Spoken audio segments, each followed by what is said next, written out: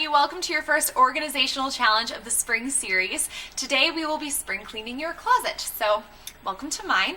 I'll be showing you how to edit and organize your closet, and then at the end I have some tips on how to maintain that organization. So before we get started with how to edit your closet, I have some tips in preparation. The first tip in preparation is to devote some time to this because it is a process that does take a little bit of time. So make sure you have some coffee nearby, some water, maybe a snack because you might be here for a while.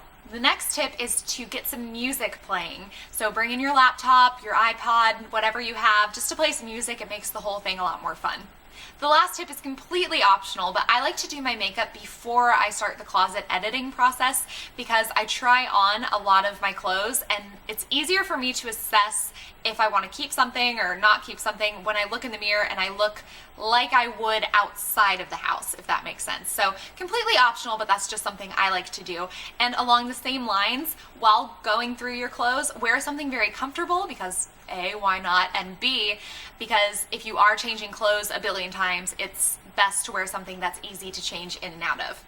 So now on to the editing process. The first thing you want to keep in mind is to go in sections. So start small. Don't take everything out of your closet, bring it somewhere else, make all your decisions, and then bring it back. It ends up being a lot more stressful, time-consuming, and messy than originally intended.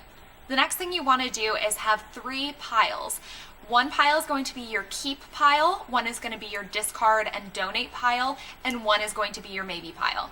The keep pile is full of clothes that you absolutely love and you can't live without, so you just put it right back in your closet. The discard or donate pile are clothes that you're ready to get rid of, and the maybe pile is going to be full of clothes that you're not really sure what to do with yet. So if that's the case, we have a couple links down in the bottom bar of helpful charts that can help you out, but we also want you to ask yourself a few questions while going through those clothes. The first question is, does it look good? If it doesn't look good, if it doesn't flatter you, go ahead and get rid of it. There's no sense in holding on to something that doesn't flatter you because you're going to find a lot of clothes that do. So make sure you get rid of any clothing that isn't making you look as beautiful as you already are. The next question is, does it fit? Whether it's too big or too small, we want you to get rid of it, and we only want you to keep clothes that fit you right now, today. Because a lot of people hold on to clothes that are too small for them, hoping that they'll get down to a smaller size and then fit in their old jeans. But we guarantee you're going to have a lot more fun going shopping for a new pair of jeans when you do get to your goal. So it's not that we don't want you to reach your goal, it's just that we want you to celebrate with a new pair of jeans rather than holding on to anything that doesn't fit you right now. The next question is, have I worn it recently? If you haven't, you're probably not going to wear it anytime soon, so go ahead and get rid of that. Ask yourself if it fits your style or lifestyle. If clothing doesn't fit your style, that means it's something that you can't even see yourself wearing. And if that's the case, then you're never going to wear it. So go ahead and get rid of that. And the next part of that question, which is, does it match my lifestyle? You really want to think about that. Maybe you worked in a job in the past where you wore pencil skirts and button-down shirts every day, but then you switched careers. Well, if that's the case, then you don't need all of those pencil skirts that you once had to wear every day. So if you see what I mean, you don't need to hold on to clothes that aren't fitting your daily needs. Ask yourself if you would buy that same piece of clothing again today. If the answer is no, you'll probably never wear it, and if the answer is yes, you might. So that is a very good question to keep in mind while going through your clothes. And the last question is, can I make 3 outfits with this piece of clothing?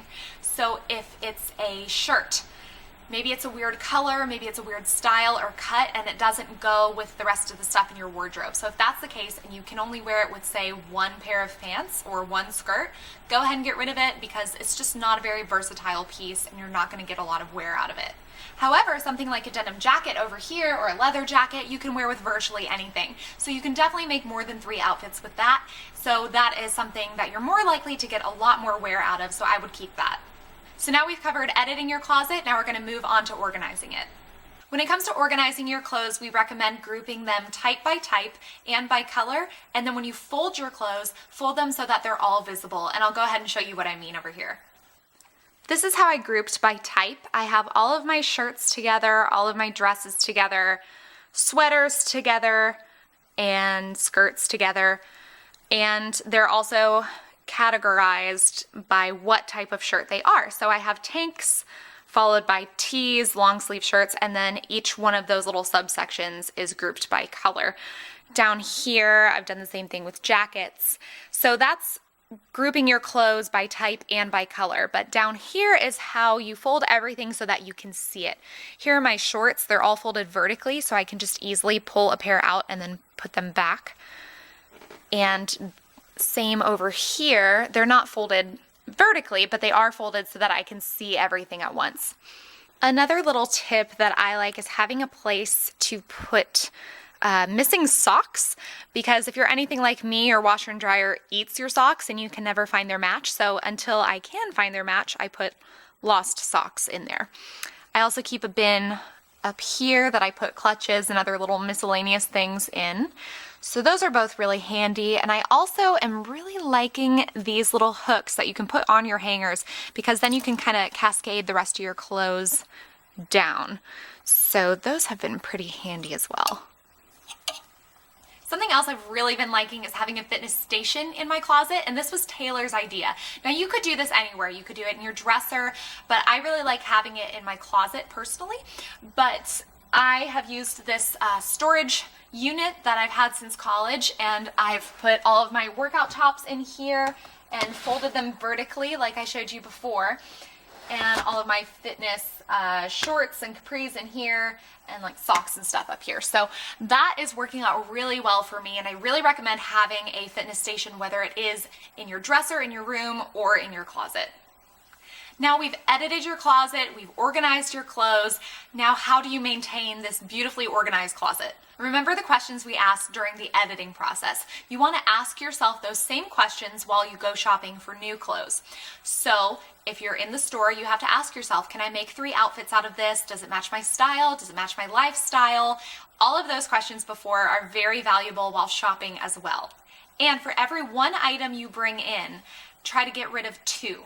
So if you bring in a new shirt, try to get rid of 2 older shirts. This helps your closet not be as suffocated, and it also forces you to really assess again what you're wearing and what you can get rid of. And that's it. I hope you enjoyed the video and found it helpful and informative. Just remember that your closet does not need to be a Pinterest masterpiece to be effective. You just need to find a system that works for you. So I hope this helps you do that. Let us know how your spring cleaning went by telling us at any of the links down below on any of our social media pages. And don't forget to subscribe to us on YouTube so you can stay up to date with all of the spring series videos coming up. We'll see you next time. Bye.